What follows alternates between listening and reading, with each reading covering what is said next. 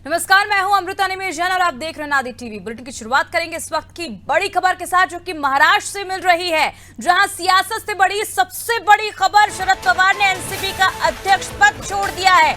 4 दिन पहले कहा था रोटी पलटने का वक्त आ गया है। शरद पवार ने मंगलवार को यानी कि आज राष्ट्रीय कांग्रेस पार्टी का अध्यक्ष पद छोड़ने का ऐलान कर दिया है। पवार ने अभी पद छोड़ने की वजह नहीं बताई है। एनसीपी महाराष्ट्र के महाविकास आघाड़ी गठबंधन में सहयोगी है। 4 दिन पहले गुरुवार को शरद पवार ने कहा था कि रोटी पलटने का वक्त आ गया है। किसी ने मुझसे कहा है कि रोटी सही समय पर पलटनी है, ना पलटे तो कड़वी हो जाती है। इस बयान पर अजित पवार ने कहा कि नए चेहरों को आगे लाना है, एनसीपी की परंपरा रही है।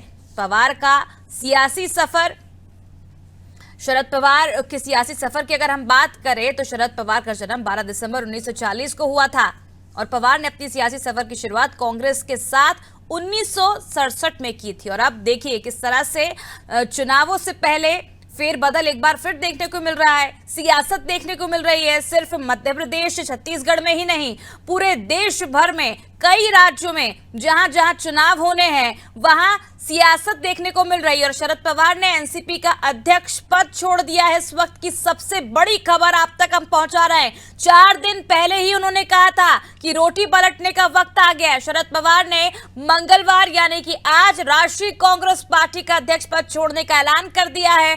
पवार ने अभी पद छोड़ने की जो वजह है वो हालांकि नहीं बताई है। एनसीपी महाराष्ट्र के महाविकास आघाड़ी गठबंधन में सहयोगी है।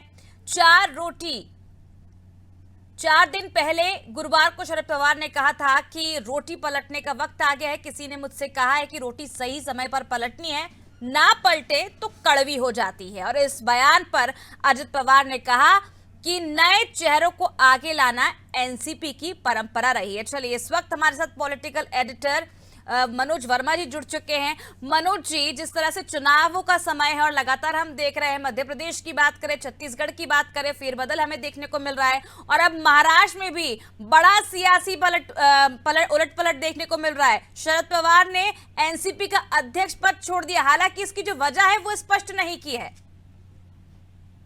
देखिए, 80 साल से ज्यादा की उनकी उम्र हो चुकी है और ये केवल महाराष्ट्र से जुड़ा बड़ा फैसला नहीं है, क्योंकि शरद पवार देश की राजनीति के चाणक्य कहे जाते हैं। और अगर ऐसे में शरद पवार ने ये फैसला उस वक्त लिया है कि जब तमाम सारे विपक्षी दल 2024 के लोकसभा चुनाव के लिए लामबंदी कर रहे हैं, कांग्रेस ने नीतीश कुमार को आगे किया है और उसको लेकर भी शरद पवार नाराज बताए जा रहे थे। इसके बाद ही उन्होंने हिंडनबर्ग रिपोर्ट पर जेपीसी की मांग से इनकार कर दिया था, हालांकि बाद में बड़ा बवाल मचा था। उसके बाद जिस वक्त नीतीश कुमार विपक्षी दलों को जोड़ने का प्रयास कर रहे थे, उसी वक्त शरद पवार ने दिल्ली में, आपकी मुंबई में, जो गौतम अडानी इंडस्ट्रीज के मालिक, उनसे बंद कमरे में एक लंबी मुलाकात की थी। भारतीय राजनीति का शरद पवार को चाणक्य माना जाता है और भारत की राजनीति में वो इकलौते से राजनेता हैं जिनको लेके कोई भी पूर्वानुमान नहीं लगा सकता है कि वो कब क्या सियासी फैसला लेंगे। लेकिन वो जब भी कोई ऐसा बड़ा फैसला लेते हैं तो उसके बड़े मायने निकलते हैं। 1999 के आसपास जब सोनिया गांधी को प्रधानमंत्री बनने का चल रहा था, उस समय शरद पवार ने खुद जो प्रधानमंत्री पद के दावेदार थे, प्रधानमंत्री नहीं बनाए जाने से नाराज होकर उन्होंने सोनिया गांधी के विदेशी मूल का मुद्दा उठाया और कांग्रेस पार्टी छोड़ दी थी और एक अपनी नई पार्टी एनसीपी का गठन किया था।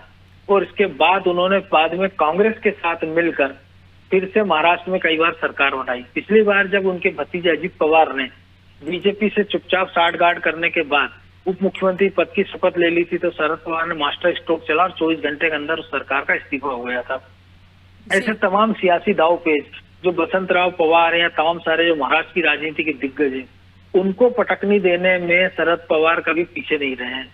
अपनी जो राजनीतिक विरासत है वो अपनी बेटी सुप्रिया सुले को सौंप चुके थे, जो कई बार की सांसद हैं, और उनकी इस राजनीतिक विरासत का असली उत्तराधिकारी उनके भतीजे अजित पवार को माना जाता है, जो कि अभी महाराष्ट्र में बड़े नेताओं में से एक है। महाविकास आघाड़ी में मुख्यमंत्री रहे हैं।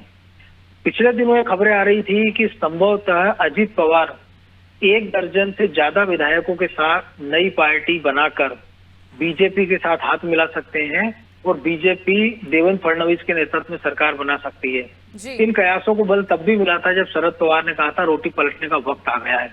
लेकिन ये किसी को अंदाजा नहीं था कि शरद पवार जब आज उनकी जीवनी पर किताब का विमोचन हो रहा था उस समय वो इतना बड़ा निर्णय ले लेंगे। हालांकि जो एनसीपी के तमाम सारे नेता हैं, कार्यकर्ता हैं, उन्होंने जरूर कहा कि शरद पवार को अपने इस फैसले पर पुनर्विचार करना चाहिए। ये केवल ना एनसीपी के लिए बड़ा झटका है, बल्कि जो विपक्षी राजनीति की धुरी बन रहे हैं, नीतीश कुमार ने तमाम सारे दल जो प्रयास कर रहे थे उनके लिए भी झटका है। क्योंकि महाराष्ट्र में यूपी के बाद सबसे ज्यादा, यूपी में 73 लोकसभा सीटें और महाराष्ट्र में 48 सीटें आती हैं। उम्मीद की जा रही थी कि महाविकास आघाड़ी यानी उद्धव ठाकरे की शिवसेना, कांग्रेस और एनसीपी के नेतृत्व में तीनों दल चुनाव लड़ेंगे और बीजेपी को वहां समेट देंगे। लेकिन शरद पवार के इस निर्णय के बाद माना जा रहा है कि एनसीपी अब फ्री एंड हो गई है, कि यह शरद पवार के इशारे पर हो सकता है एनसीपी बीजेपी के साथ चली जाए, हो सकता है अभी की सरकार में शामिल हो जाए जो एकनाथ शिंदे के नेतृत्व में चल रही है, या हो सकता है कि दिल्ली में वो हाथ मिला लें। तो कुल मिलाकर महाराष्ट्र के साथ साथ देश की राजनीति में एक बड़ा उलटफेर इसको कहा जा सकता है।